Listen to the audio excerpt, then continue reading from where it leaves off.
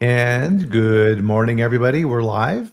Congratulations. You made it through the week. Another amazing week of food safety, food quality, producing all the stuff that we know and love, and frankly, take advantage. Most people just assume that that amazing food gets there somehow mysteriously and that it's automatically safe. But based on some of these big recalls we've been having lately, Elena, not the case.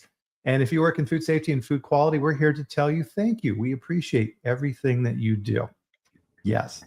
And we also appreciate your time as well. We know, Elena and I both know that an hour out of your day to listen to the chat and participate and share your knowledge of food safety is a significant time investment. And we appreciate that as well.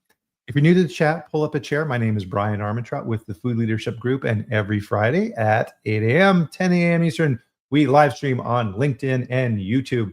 And we bring to you all things food safety. And the coolest thing of this is I get to bring an amazing guest on the chat with me. And today, if you're a regular on the chat, you recognize Elena Montoya with 5280 Food Safety. How are you doing today, Elena? Good morning, Bryan. I am doing well. And good morning to all of our friends and food safety heroes out there. Good morning, Michelle. We're super excited for an amazing episode. So Yeah, and it's going Michelle's to going to be be on the fun. chat here in the future too. If you're Yes, not Michelle's connected coming with up. Michelle, I definitely, yeah, she puts out some very good content on LinkedIn. So thank you, Michelle. We appreciate you. Absolutely. Good to have Sean here as well. Sean's been showing up a lot here too. So thank you, Sean. Good Appreciate it. morning, Sean. He's got the whole alphabet soup after his name there. I know two of them. What is CFI? What is CFIL? Certified. I'm not sure. Let us know what that is, Sean. Hey, Paul's here. Excellent. So Paul, of course, with Culture Advisory Group, he's the CEO and president over there and sponsor of the chat. So thank you, Paul. Thank you, I will be Paul. putting in a link to their website. Culture Advisory Group does tons of really cool stuff based up in Canada, and they're very, very well known down here in the US as well. Joseph, Good welcome. morning, So Joseph. spectacular Halloween. Absolutely. October 31st. As you guys can see in my background, I put together a special background for the chat today. Got the spooky pumpkin down there as well. People are filing in here. Michelle, excited to be a guest. The We one are. thing, and I remember the first time you were on the chat as well, Elena, is that the first time you're kind of nervous, but then you realize it's just a conversation, and the hour goes by super fast, doesn't it? So fast. Before you know it, the hour's over, and you're like, oh my gosh, we had, 5 or 6 more topics to talk about. Nice. So certified food industry leader. Nice. Nice. Maybe I Oh. should take that too. Oh, there's Brett. Good morning, Brett. Brett is also with Culture Advisory Groups. Good to see you, Brett. Leadership, right? Something we talk about for food people. That's huge, right? As we talk about here on the chat all the time. Technical skills, leadership skills, you gotta have them both. So the day for me as well, Elena, a little personal note on this as well, is this is the 5-year anniversary of the chat, believe it or not. Oh, congratulations on 5 years of leading by example. Thank you. Well, and part of what's cool with the chat as well is this is a two-way street. As I sat back and kind of contemplated this as I was getting ready for the chat here this week, education is a two-way street. I've learned so much from the guests on this chat and from the people who participate, like Tim, for example. Good morning, Tim. And it's just an amazing platform to share information. So this wouldn't be here without you guys. So thank you very much. And the fact that we're friends, Elena, now is because of this. Yes, and I love the fact that you bring the industry together and provide the opportunity to discuss so many important food safety topics and really bring some knowledge and education to those who are maybe newer to their roles in food safety. Thank you. And so I dug through some of the archives and I found, let's see here if I can pull it up here on screen. I found a screenshot. I pulled up a screenshot of the very first, there's the very first chat. Your lighting's There's a lot better now, Jose. Bryan. What's that? Your lighting looks a lot better now. You Oh, definitely fine-tuned that. lighting is an art, that's for sure. So in this picture, you can see so my background lamp isn't on. I don't have an accent light back there. Mhm. Back where my clock is, this isn't illuminated correctly. Just terrible, terrible. And you can see here that the dog bed, you can kind of see him in In there. the So background. pre-noodle was Lenny. So Lenny was our Yorkie before that. He was such a good dog. He made it to 16 years old. And he would sit on my desk during the chat. And every now and then he would hear something. He'd kind of pop his head up and then he would go back down and do that. But yeah, so Jose looking good in that picture. I don't know. I probably aged a little bit since then in the last 5 years, but hopefully not too bad. We were all you vain. still have all your hair, so you're looking good. There we go. Not trying to not do the spiky stuff on my hair. And what's funny too is I'm such a guy in that I still have that shirt I'm wearing in that picture. We keep everything. Once you get to a certain age, it's like, this works well. My wife always gives me crap because one of the things with like live streams and things like this is you want consistency. So I always wear the same shirt in every chat. And my wife hates this shirt. She hates. It's like, that is the ugliest shirt. I'm like, but yeah, it's got good contrast, and yeah, there you go. It's just part of that routine. Thanks everybody for the congrats. I really appreciate it. I really enjoy doing this, and it's been an absolute blast doing this. So let's kind of dive in. But before we start here, Elena, let's let everybody know a little bit about you on the chat here as well. Well, I'm a food safety professional, and this is actually my third career. So I started in 2017 and really started from the very bottom, working my way up into leadership. And I think that's what makes effective leaders, when you understand the roles and responsibilities, and you can relate to the people that you're leading a lot better because you've been there, and you also understand the importance of how departments need to work together to drive success for the brand. Mm-hmm. That's a good point. And yeah, understanding those roles is critical. There was a really good chat here a couple of weeks ago with Dustin and John from McRae Consulting. And Dustin has been CEO at food companies. And he said that was the one thing, if he could go back in time, that he would do, is he wanted to get a better understanding of, and just sit down with the people in the company and say, tell me what you do and explain to me how things work and your problems and what makes for a good week and what causes you challenges. He said, I wish I would have spent more time doing that.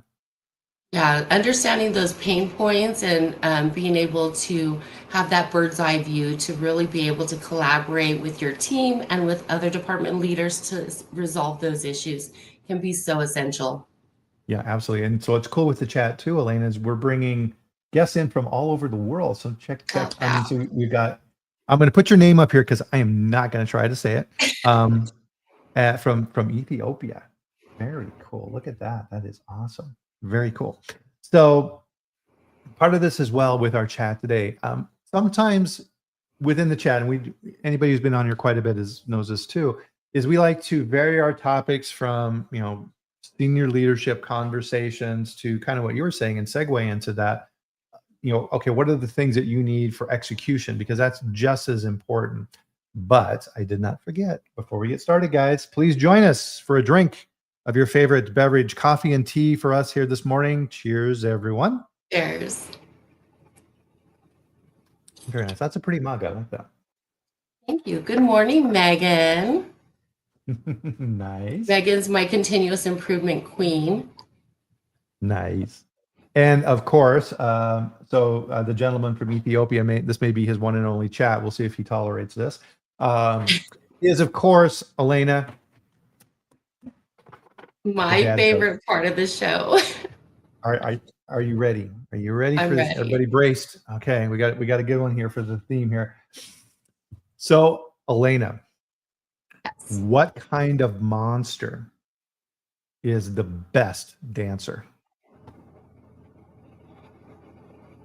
Frankenstein? I don't know. Good guess.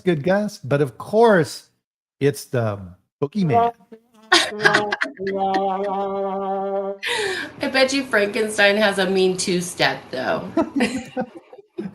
Dance. Yeah, Yeah, with the hands. So what we wanted to do today as we dive into our topic, we got a ton to go over here, is what are some tips and tricks of what you need to be aware of in the plant? Because like it or not, if you're the quality manager in a production facility, who gets stuck with hosting all the audits, all the tours in lots of cases, all the inspections, all the customer visits. It's a quality manager, isn't it? It sure is. And you're definitely going to be the one who's held responsible, even for the other departments that are not necessarily under your control. Mhm. And just like everything else that you need to be doing as a quality manager, you need to have a procedure, you need to have a routine, and everybody needs to know what part they're playing within this process so that they're able to execute correctly. And I call this setting the table. Mhm. And number one, you have unannounced audits now. So somebody may be showing up, FDA, of course, they just boop, there they are, and they're at the front door. So that mechanism of how are things being onboarded, I call this, Elena, setting the table. And this is so important. And one of the things that I always do, if I'm going to visit a facility and I'm going to be doing some work for a client or whatever, I will always get there early and I will walk around and I will, if there's people outside taking a smoke break, I talk with them and if I can drive around the perimeter, I will, if it's a giant facility. If it's a smaller facility, I'm walking around outside. I'm pulling on doors. I'm looking to see where cameras are. I'm seeing how people come and go at the facility. I'm seeing if people are sitting in their cars, because a lot of times people will go out for their breaks and they'll sit in their cars and maybe have a cigarette break or eat their lunch in their Mhm. car.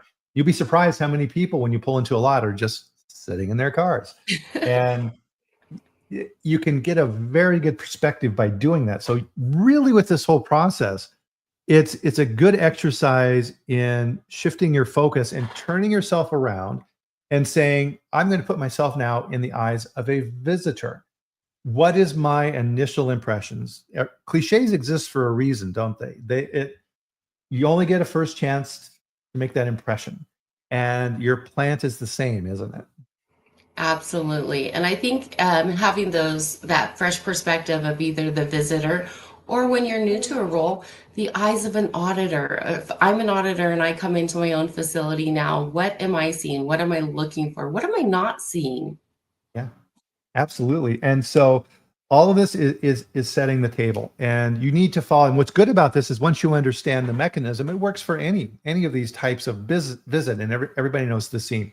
So when you're setting this, the first piece is, okay, I come to the plant. How do I get in? A lot Mhm. of places, I would say almost everyone now, it used to be you had someone up front who would greet visitors and say, hi, can I help you? And pretty much, everybody's kind of cut that out. So now you got the keypad, or you're pushing a button, or you're banging on the door, hoping that somebody comes and answers it, which is irritating. Now you're telling me that I'm not that important of a person. How long are people having to wait? And a lot of times you're thinking, am I at the right door? You don't even know. Definitely. Um, Rod Wheeler talks about this too with security. If you have a security perimeter and you have a guard at a shack who are Mhm. bringing people into the facility as well, a lot of times those aren't even company employees. Those are subcontracted out to a security agency, and those people change. You've got different guys each different day. How are they trained to onboard people, and how do they know what to screen for? Not to mention for this, but for biosecurity and everything else, completely new topic around that. But what is that initial first contact that guest at your facility has? Brian, to that point, I think we've all been at facilities where, nowadays, of course, we all have our RFID badges, and you're new to that facility, potentially visiting as a contractor or as a consultant, and people are just holding the door open for you. The employees are tailgating, some of them don't even have badges on them. Oh, it's, as a department leader, I left my badge at home, or I Mhm. lost it and I forgot to tell you a month ago. Or Oh, I'm a again, to temp. that, yeah, Yeah. or to that point in the guard shack where they're just waving everybody through, whether that's Mhm. 18 wheelers or, manned personal vehicles. Yeah, they're sitting, the guards, they're sitting there, they're like this, Exactly. right? They're looking at their phone more than they're looking at anything else. And you're paying those guys a lot of money, and they are Yes. your first impression. So also at that plant entrance, a lot of times too, you have overgrown bushes and things aren't Hmm. trimmed and the grass looks like crap. Huge difference. Um, so that onboarding process. So that person comes into the facility. and they're in a waiting area, and then someone comes up to meet them. The next key point in your process is that onboarding. Do you come in and say, "Oh, hey, how you doing there, Mr. Auditor? I'm glad you're here. Yeah, sign off on the visitor log, and there's a thing there with GMPs next to that. If you can kind of read through that, that would be cool." No, no, no, no, no. This is your opportunity to sell, to sell your facility and to sell how much you value these programs, because Mhm. people immediately pick up on that. And also, make sure that the rules to the game have been clearly defined. So, Yes. no flash photography, no taking of samples. You will be not wandering around unattended. You'll be escorted the entire time you're in our facility. Please let us know if you need to use the restroom. We'll be sure to guide you in that direction, not just letting them go off and use the restroom and then they start wandering around. Yes. And when it comes to auditing, and especially FDA, they are trained on how to get information. They are there to extract information. And if you let them, they will wander around and they will start conversations with people who have no idea who they are. And we'll Yeah. start saying all kinds of stuff. And the FDA may be like, "Well, hey, hi, who are you? What do you do here?" "Oh, yeah, I'm up here in the front receptionist." "How are things going?" "Oh, pretty good, except for last week we had a really bad quality problem." "Really? Wow, what happened?" "Oh, yeah, the power went down and we had product all over the place and it was terrible." "Really? Well, that's very interesting." Notes, notes, notes, notes, Yes. notes. Other important things to remember is differences between third-party auditors, customers, and regulatory agencies. Hmm. FDA will sign nothing. And conversely, you should sign nothing. Of course, here's a disclaimer: talk with your company food safety attorney for their advice. I'm not an attorney. And you need to be aware of that. Now, what you can do is when FDA doesn't sign, that's fine. You can say FDA informed, investigator Smith was informed of the requirements of this facility at entry, and you can sign your name. Hmm. Another little trick that FDA does at entrance to the plant, Elena, is a lot of times you have a little clipboard with people's names, and, "Hi, I'm Billy Bob, Joe Bob, and I'm here with the local consultant, your contracting company. I'm here to fix something. I'm with the maintenance group." Um, People leave those lists up there. I have seen FDA go through that list to see who's been in the plant before them. Hmm. Also, if I'm a competitor, I'm there selling product to you, or I want to come into your facility and sell you some new sanitation chemicals or what have you. I'm looking through that list to see if my competition has been there. That's private information. A lot of facilities now have iPads where it takes your picture and prints out a little visitor badge and things like this. Remove those lists. Remove those lists every day. Don't leave those out there. Um, But that's Brian, another important piece. Oh, go ahead, to please. touch on that point with the visitor log, your visitor log should also not live in the QA Mm, manager's office or a conference room. So obviously, when you are under audit or inspection, they want to make sure that you are actively tracking visitors to the facility, that they have not only signed in, but signed out. It shows a thoroughness in the procedure. mhm. Yep. And so you need to have within that facility, so you have your onboarding process, and you did a great job of explaining this earlier, Elaine, and I'll kind of reemphasize this, which was, "Hi, Miss Montoya, welcome to our facility. We're super glad to have you here. My name is Bryan Armentrout. I'm the quality manager. It's my job and my pleasure here today to introduce you to our plant. We're super proud of what we do here. Of course, in our facilities, you can see here with the signs, we have a very strict no photography or recording policy in this facility. As an FDA representative, I want to make sure that you're aware that I am the company spokesman here. I'm authorized to talk with you. And of course, I don't have all the answers probably to all the questions that you're going to ask. But if you ask me questions, I'm more than happy to work with whoever it is that we need to work with to get you the information you need so that we can make this a very productive visit. Here's our GMPs. We're going to be going through that now as well. So I'm going to spend that time to go through that with them line by line. And Hmm. also within there, how are visitors identified? So, okay, Mr. FDA inspector, in the facility, we require that you wear a lab coat at all times, no jewelry, and all these rules. All visitors wear a red hairnet. And that way, for safety reasons, we know that you're a visitor and you may not know all the rules in our facility.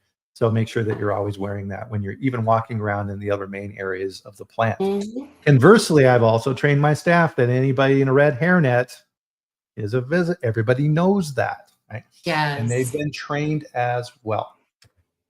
Next step, and you alluded to this as well, Elena, you're bringing them to the conference room. And your conference room is not a broom closet.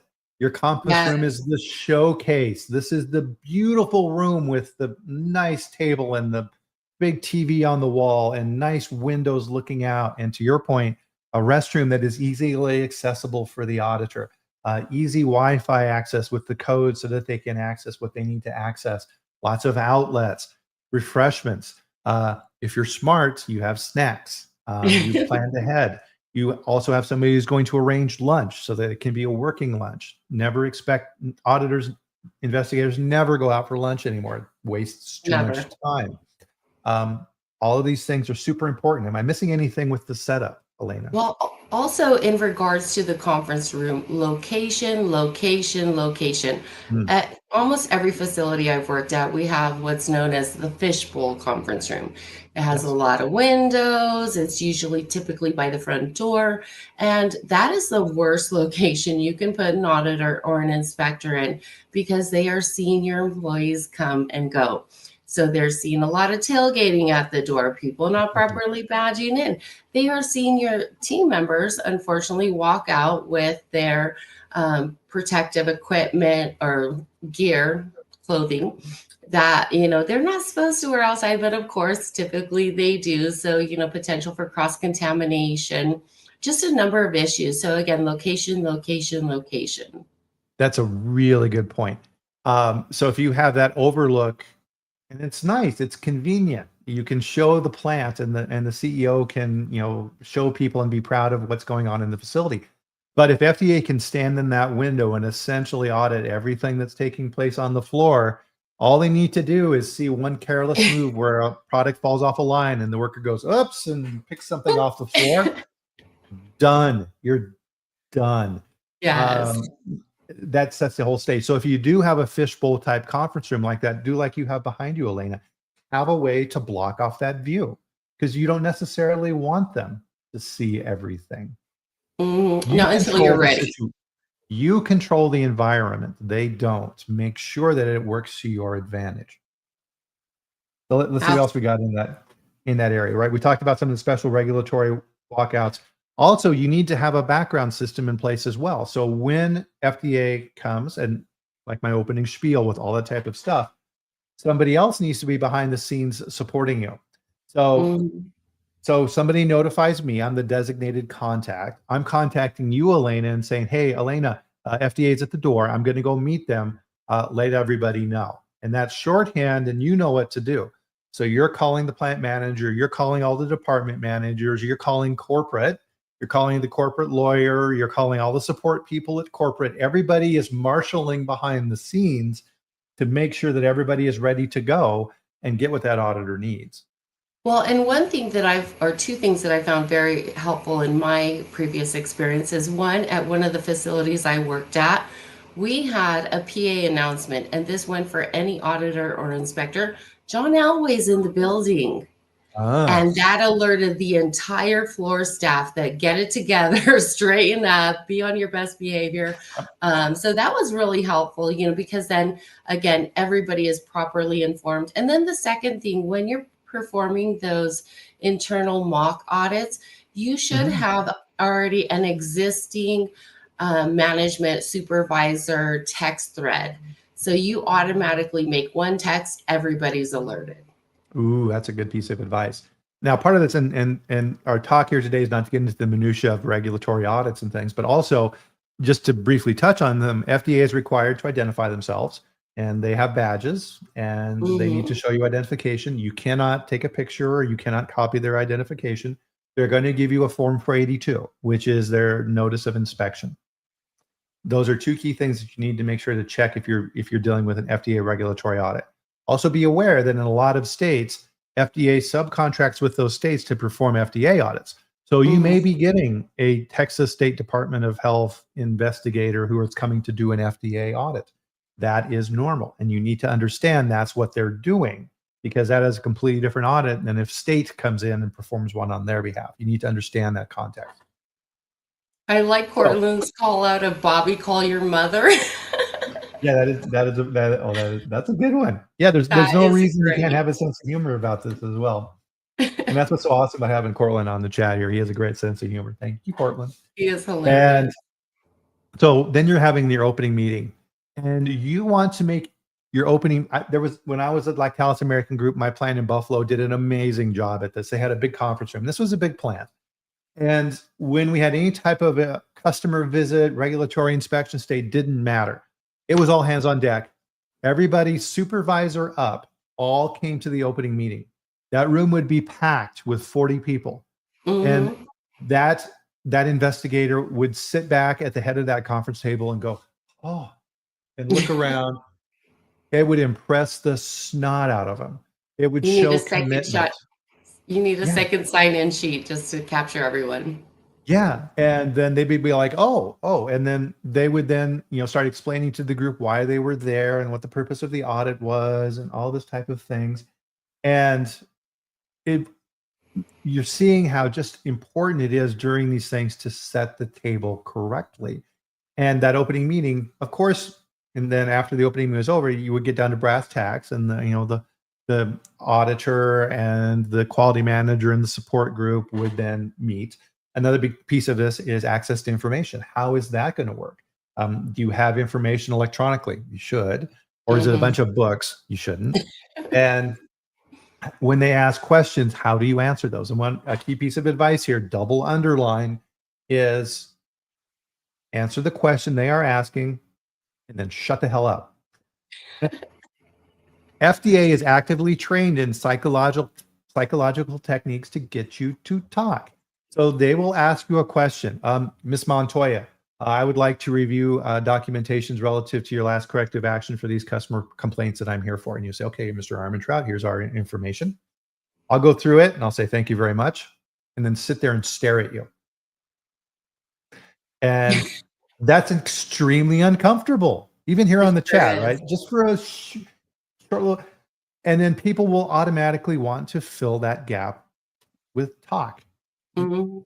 Well, that's not all our complaints. Do you want to see some more complaints? Or, well, there was a big issue we had 6 months ago. Do you want to see more about that? Yes, I would. Right? Of course they Don't help do. them. Don't help them. Answer their questions. Shut the hell up. It is so hard to do, and you have to practice it. Well, Brian, back to setting the table. I think you said it best in your book, New Oh, Manager Mindset. One of the techniques that you had talked about was sitting side by side with the auditor, showing them that you're there to work together yes. collaboratively to make sure that you're being able to demonstrate knowledge, be able to show them any documentation, answer questions, and that you're on the same team. And I think that's a really great technique and something from a psychological and physical standpoint that can work wonders in your favor. Yeah, absolutely. That's a good point. And part of this is, as I prefaced in my opening statement, and there's a reason I did that, is I have a boss. Everybody has a boss.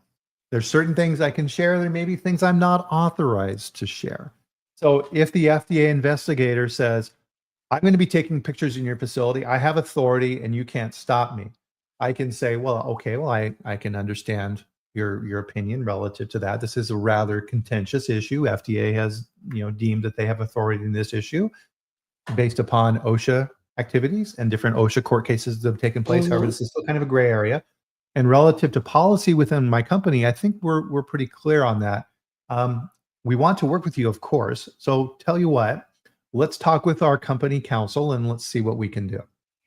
And Absolutely. make the corporate counsel the bad guy. And the corporate counsel says, no, in this situation, I'm sorry, we are not going to authorize that. And then that decision-making process gets escalated. I had an old boss, Elena, that had a great saying. It was the organization solves all. And you may be having a disagreement with a coworker or a fellow manager in the plant, and you don't agree. You then go to your bosses, and they don't agree. Eventually, it gets to the CEO, and the CEO makes a decision. That's how it works, right? The organization will figure it out. You don't have to take that on yourself, and you shouldn't. So make sure that you understand that and you do it in a polite way. Also understanding with this, right? This is a whole nother food safety chat. There are certain things that regulatory agencies can ask for and not ask for. They will still ask for those things. They will phrase questions in a way that gives them more information than they are allowed to look at. So, for example, Ms. Montoya, I would like to review your complaints. What does that mean? My Food first question is, safety for what time complaints. period? Yes, or Yes. related to safety, food safety, quality. Yeah, you need to understand what I refer to the rules of the game.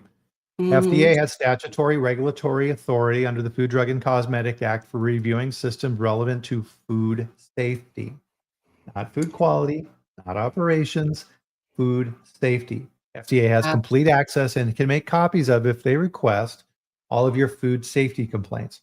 Does that mean you need to show them your complaints for damage on a pallet of product that went to Kroger? No, no. So you need to segregate that and always have in your mind what FDA is asking and what the limitations are. Again, this emphasizes our talk here for today. You need to practice this and you need to understand this. As there was a comment I saw earlier from Sean. If you let them, they will run it. Your job is to control and manage and lead the visit, not them. They are the guests. Don't let Well, them and take over. I think Michelle also made a great point of doing those mock inspection visits. So just as much as you should be doing mock recalls, mock audits, mock inspections, especially for a lot of companies, you'll have turnover, people that are new to roles. Sometimes they're new to food safety in general, so they don't understand the role that they need to play when an auditor or an inspector is on site. Yep. That's a good point, and I'll add a little bit to that as well. So one of the things I would always figure out, especially with I was dealing with regulatory agencies, is what is the level of experience of the person I'm talking with. If they're fresh out of college and they just started with FDA and this is one of their very first inspections of a facility, I could have an issue because it's going to go one of two ways. Either they're going to defer to me and understand that I have a lot more knowledge than they do, which is great. I can help them learn and I want to help them learn. Or they're going to say, oh, well, according to 21 CFR 117 subpart G, GMPs, paragraph line 10, you're not in compliance with this. I think I need to shut your facility down. Whoa, right? No, you don't. Right? They'll take the wording in there literally, and they don't understand the context. And you need to get a really quick grasp on that. And this is where having experience in this area becomes very important. Well, and involving that senior leadership from corporate to make sure that, they're not moving beyond the lines of their definition for inspection or audit. Right. And again, this goes back to the support staff side of things. So if I'm the quality manager, it should not be me and the FDA investigator sitting in the room alone. Right? There needs to be support people there. There needs to be people who can get information for me. Ideally, you have other people on the line at corporate, maybe a lawyer in that situation. Although you don't want to pull that card out unless you need it. Because if you're there one-on-one, it's very easy for that conversation to shift in a direction it shouldn't go. So don't let that happen. We'll talk a little bit more about the prep side of this, but I'm going to switch over to the end. So your closeout meeting should be exactly as the opening meeting. It's all hands on deck. Everybody is there. Everybody wants to hear. It's very important what the investigator is telling the plant. Everybody needs to hear this. And you need to impress them to say, oh, this is a very committed facility, because not only are you performing for this particular regulatory inspection, everything that happens during that goes in a file. And the next investigator who comes in always reads that information before they come to the facility, and the information and commentary that may be in that file that you don't even see relative to your facility. Very cooperative, highly professional plant, lots of commitment. That's going to roll over, and you're going to be building on your reputation as a good facility to work with, and that's important. So during that closeout, also never argue. Never argue. That's very unprofessional. If the auditor, if the regulatory person says, here's the non-conformances that I've found, et cetera, a lot of time plant managers will say, well, that doesn't, oh, no, that's ridiculous. We do that already. This gets back to the training piece. You need to work that in advance so that does not happen. It's a done deal at this point in time. It only hurts you to argue against these things at this point. Brian, I agree with not arguing, but I myself during closeout or during, that preliminary wrap up, if you're able to immediately show corrective and preventative action for something that was initially an observation that will potentially become a nonconformance, do that. Show immediate action. Show the auditor or the inspector that you are taking this very seriously, whether that was, something minor, major. Obviously, for a critical, that's not going to help you. Yeah. But definitely, if you can show immediate action and corrective and preventative action to resolve any issues while the auditor is in the building, it goes a long way to show your commitment. Yeah, I agree with that. And again, though, that needs to be a thought out tactic in advance. A good auditor, when they're issuing minors and majors, will look for patterns. Mm-hmm. A not very good auditor is going to, oh, I was in the warehouse and I saw some cobwebs in a corner. I'm going to deduct and give you a minor for unclean facility. No, Mm-hmm. I mean, come on, really? And you can, in some cases, demonstrate compliance, and an experienced auditor will say, okay, I'm not going to write you up for that. But if they see a pattern of that, no, that's not going to happen. But a lot of times you can prep that in the opening process and say, hey, listen, if I find, and this is where you need to develop that good relationship and rapport with that inspector or auditor, is, hey, listen, if we find a really ticky tack thing in the plan and it's really not impacting food safety or stuff like that, and I fix it right away, can we just not worry about that if I show you that Move it's on. taken care of? Good auditors will say, yeah, that's fine.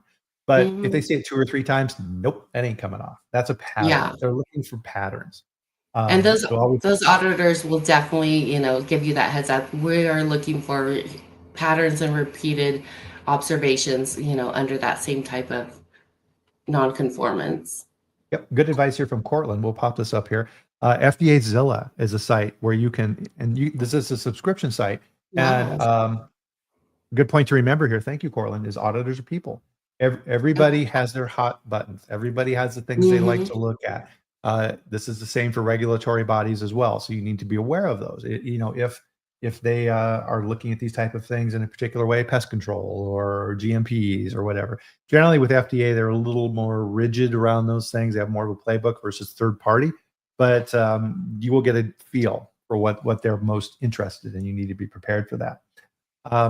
So of course, then is the closeout meetings we're talking about a repeat. You're going to be thanking the person for visiting the facility, and you were so glad that you were able to learn from them and help to improve your facility. Puff them up. Okay? You're so happy they were there. And of course, this is the highest priority. So please tell us, what are your observations? And of course, after that, another important part is the closeout. Now you have non-conformances. You need to then, a lot of times plants are like, shoo, okay, that's over. And it's like, no, it's not. Now we need to very quickly and decisively close out those non-conformances that were cited. So many plants let them sit, and that FDA 483 with a few little minor ticky-tack things in there becomes a warning letter, and that is completely avoidable. Mm-hmm. Absolutely. You do not want your 483 to become a warning letter. No, Being definitely not. shamed into compliance is not good food safety culture. Yep. So as Sean says here, very good statement here as well, Sean. Thank you, sir. It's more of a discussion, right? And you want to do that. And this is where learning skills outside of what we would traditionally consider technical quality skills is so important.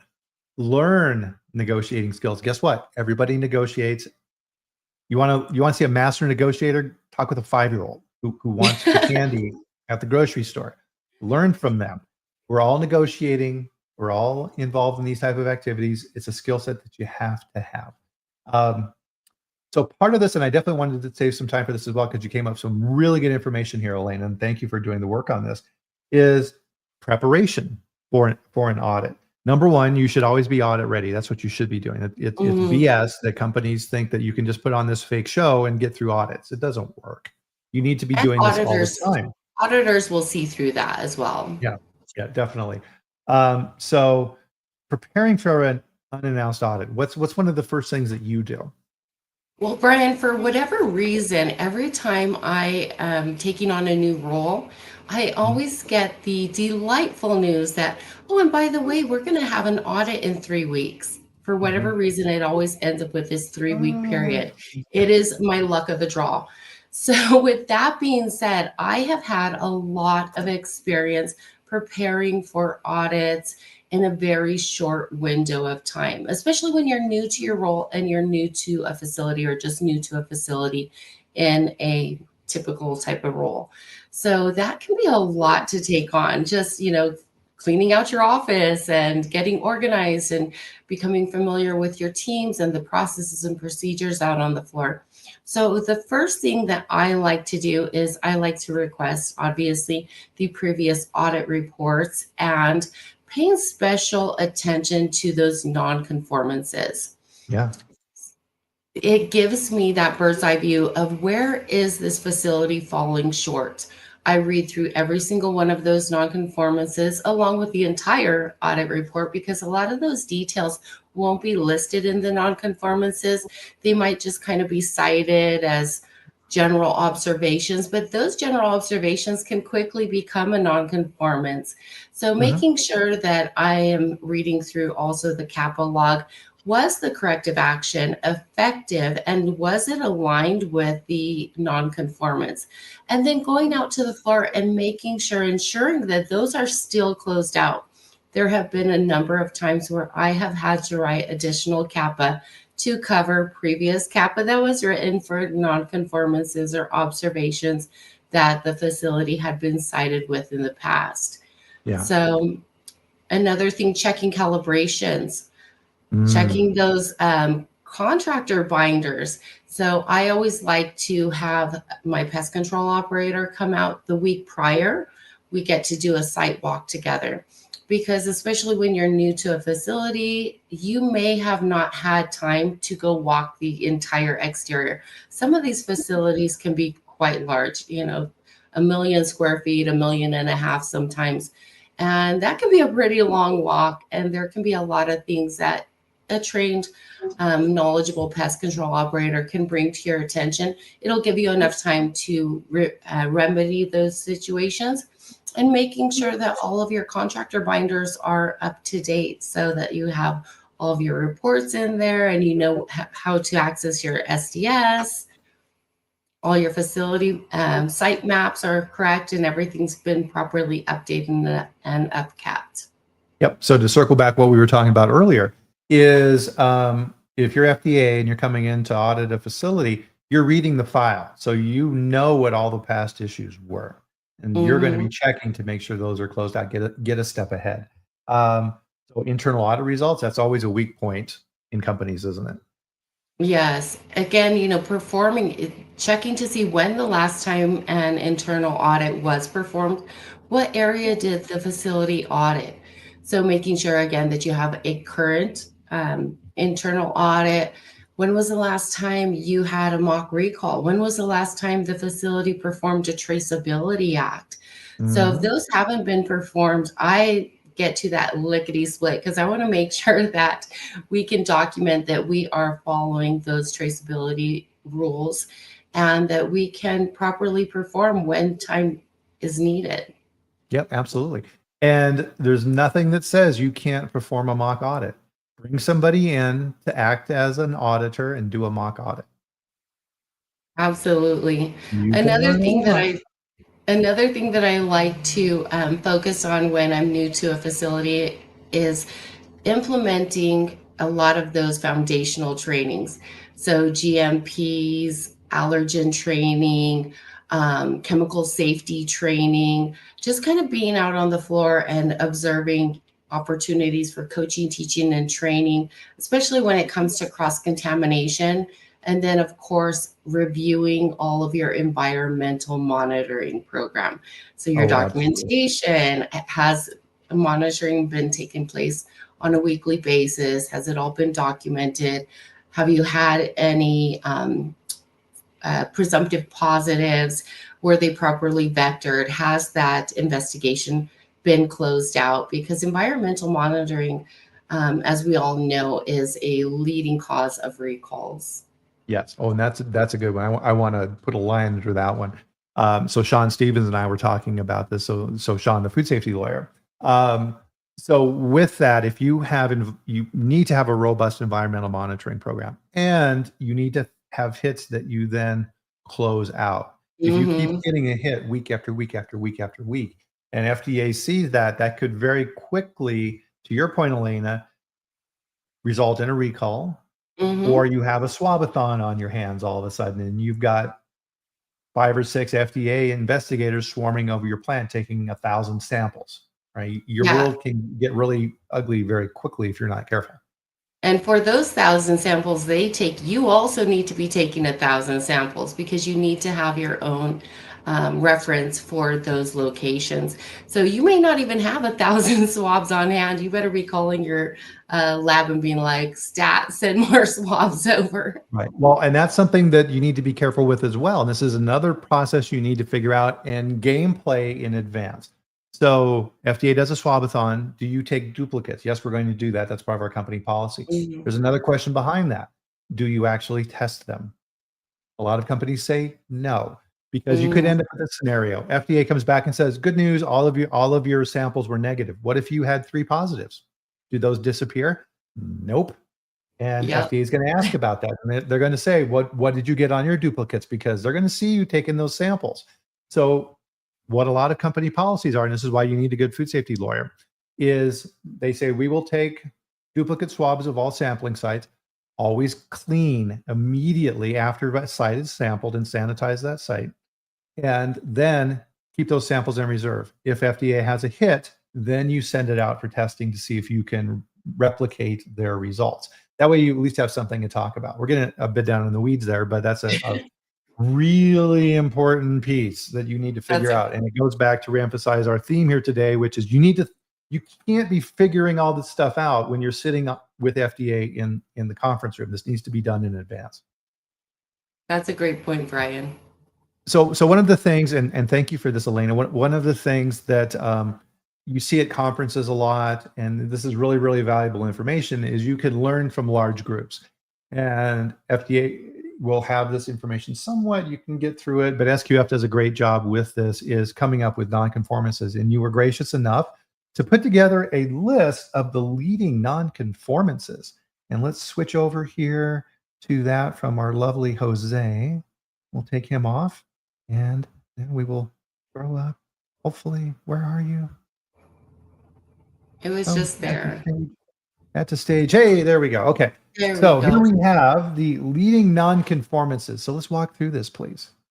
So this is, again, just a review of audit and inspection preparedness. So reviewing all previous audit or inspection reports, those 483s, potentially, if they haven't closed those out, reading that warning letter, ensuring that all those nonconformances are still closed out. That is so essential.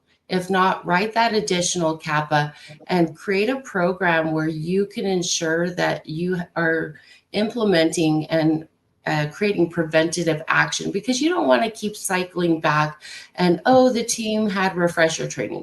That is the easy way out. Auditors are tired of hearing it. I think us as industry professionals, it's just a complete cop-out. You're phoning it in at that point.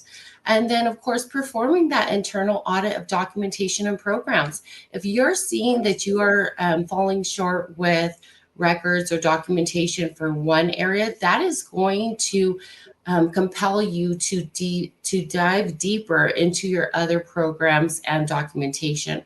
So typically that'll be the tipping point for me, whether I do a complete deep dive or I'm doing just a general overview of programs and procedures. And then again, reviewing that CAPA log and the documentation associated with it. I would also like to take a moment to thank Tammy Van Buren and Leanne Chuboff, because this information was what caught my attention when I was taking my SQF practitioner certification. So I thought it was really essential that I could help share that with each of you today, because I don't think that these nonconformances are specific to SQFI, but I think that they are rather standard throughout the industry. So I think these can help us all really focus on those important areas and be a bit more prepared for our audits and inspections and uphold all of those food safety standards and regulations. Yep, yep. So a very important point that you made in there is auditors have a whole lot of information to get through.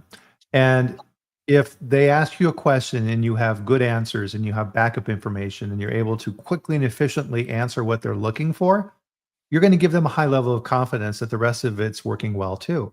If you stumble through answers, if you give them incomplete information and you're going, well, I think there's some stuff on this form, and there's a little bit more that I think gets what you're right, and you're running around like a chicken with your head cut off, they're going, these people don't know what they're doing.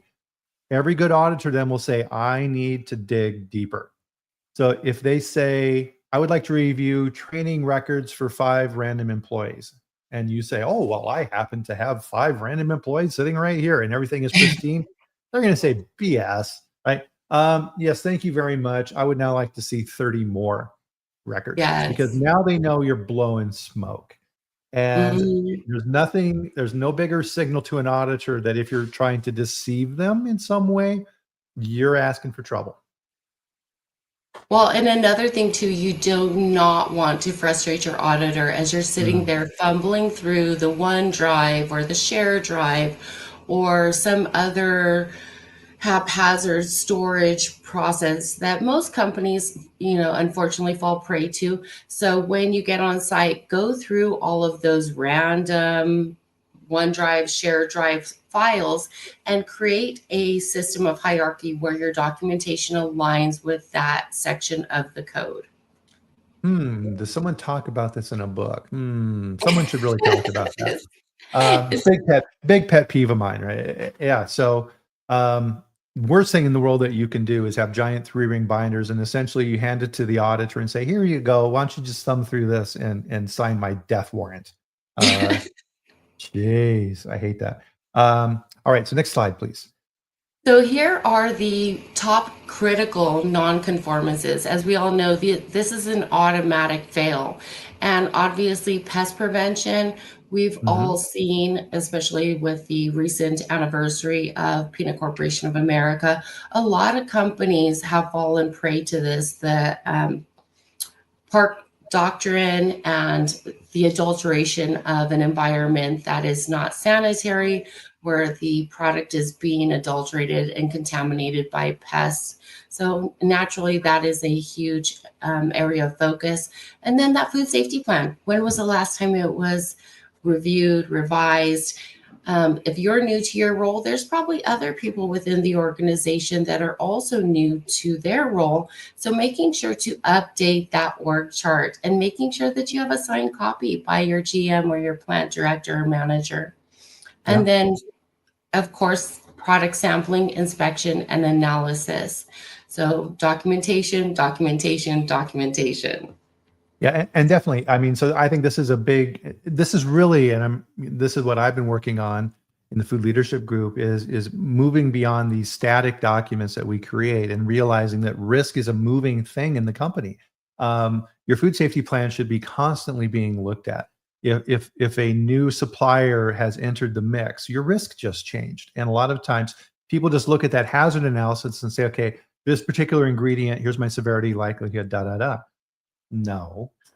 Who are you actually buying from? Or even at corporate, let's say the head of procurement changes. Now the entire procurement strategy just changed in the company. How's that impact your food safety plan? All of these type of things need to be talked about. Yes, Great especially slide. if you're working with multiple products, they might have a formulation change. You might have an allergen that's slipped under the radar. So, really Yeah. just taking time to review all of those essential components. Next, let's talk about the top major nonconformances. Of course, cleaning and sanitation. I think that was demonstrated best by Boar's Head. I don't know if they're GFSI, but a lot of companies have fallen prey to poor cleaning and sanitation practices, internal audits and inspections. equipment, utensils, and protective clothing. That goes right back to those GMPs, those foundational building blocks of food safety. And we've all fallen prey at times to management responsibility. Food safety culture starts at the top and it starts with management. So, again, like Bryan had mentioned, having that room full of people at the opening and closing meeting, that's a sure way to show that management commitment has been demonstrated, that you have an active and healthy food safety culture, and you're less likely to be hit with that during your audit or inspection. Amen. And let's see, oh, where'd my button go? There you are. So the minor nonconformances, what do we got there? Yes, for the top minor nonconformances, many of the major nonconformances were repeated, but since we've already discussed those, I'm not going to touch on that. Here we're seeing a high propensity for building materials. So floors, doors, ceilings, walls, drains. Those things can have a big impact on your environmental monitoring program, sanitary conditions. We've all seen recalls where oftentimes you have FRP. A lot of the older facilities I've worked at have been laden with FRP or ceiling tiles. Oh my gosh, ceiling tiles. Oftentimes you might have that older flooring like the dairy brick, or you've went through some flooring upgrades where you've went through that epoxy ceiling. And if you work in an environment with high oils, that epoxy is going to start lifting. You're going to get pockets. Oftentimes maybe the footing isn't properly sloped or mounted to the floor continuously. So you're going to get harborage. Of course, dust, insects, and pest proofing. So doing that perimeter walk or that facility walk with your pest control operator, making sure that you don't have that pile of outdated and no longer functional manufacturing equipment. I think there's some maintenance manager at every facility that's a secret hoarder. Oh yeah, we're going to fix that. Don't worry. Or we're going to recycle that. And then it just never gets recycled. So then you have bunnies or stray cats living under this pile of equipment. Oftentimes mice and rats will build their homes there. So that can be a huge risk when it comes to integrated pest management and food safety. And then, of course, records. Back to that internal auditing and inspection of all programs and procedures. Yep, absolutely. So fantastic list. Thank you. Just a closing and just a little piece of good advice on this is when I would get audit reports back from my plants, and I had one or two minor nonconformances, and it was like a slight door ajar, or one of these records wasn't quite. Auditors are going to find something. If they find two or three ticky-tack things that don't impact food safety in the big picture, I'm fine. You're doing great. You're doing great. Don't worry about that. It almost kind of bugs me a little bit if I see 100, because I'm wondering, did the auditor actually do anything? Because I want them to help improve my plants. So don't sweat those. We're almost out of time here, Elena. Let's bring this back up. What would you like to leave people with here today? One just last final thought, and again, thanks to Leanne and Tammy Van Buren. They had also mentioned that most facilities are experiencing and recall 203 days since their last audit. So that's about that midway point. Don't get comfortable. Again, prepare and be food safety ready and inspection and audit ready every day. Complacency is nowhere near compliance. So stay on your toes, be ready, and make sure that we're prioritizing food safety and food safety culture. Well said. So there's no such thing as luck. Luck is preparation and opportunity, right? So fortune favors the vigilant.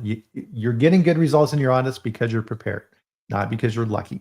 And with that as well, part of that is, and I want to thank again my sponsor, Culture Advisory Group. Part of that is getting out there and preparing. And there's some amazing experts at Culture Advisory Group who can help you and help you look at your facility. And as I talk about corporate to make sure that you are addressing those risks within your company and getting an understanding of those, because you have to see the problem in order to fix it. So fantastic chat, Elena. Thank you very much for being here on this Halloween. I appreciate it. Thank you, Bryan, for having me. And thank you to our amazing friends and food safety heroes, everybody that attended today. This is like our home base of the most proactive professionals. So we love you all. Thank you. Oh, absolutely. Just amazing. So I've gotten in the habit of, I read through every comment as we're going here. I would love to pull everything up on the screen all the time, but it generally doesn't work just from a flow standpoint. But thank you, everybody. Fantastic content. So another fantastic week of food safety. Everybody get out there, enjoy your weekend. Go out. I always love this time of year, like the little kids in their costumes and things like that. So hopefully we'll get some trick-or-treaters at my house. Generally we don't, though, which is kind of a bummer. I wish we did. Aw. But no trick-or-treaters. So hopefully, fingers crossed. But anyway, we'll do it all again next week, guys. Food safety never stops. And of course, we'll see you back here next Friday at the same time, 8 a.m. Mountain Time, 10 a.m. Eastern on LinkedIn and YouTube, where I'll bring another amazing guest like Elena onto the show, and we'll have another conversation. And food safety will get a little bit better because of you. So thanks a lot, everybody. See you then. Thanks, Elena. Thanks, Bryan. Bye, everyone.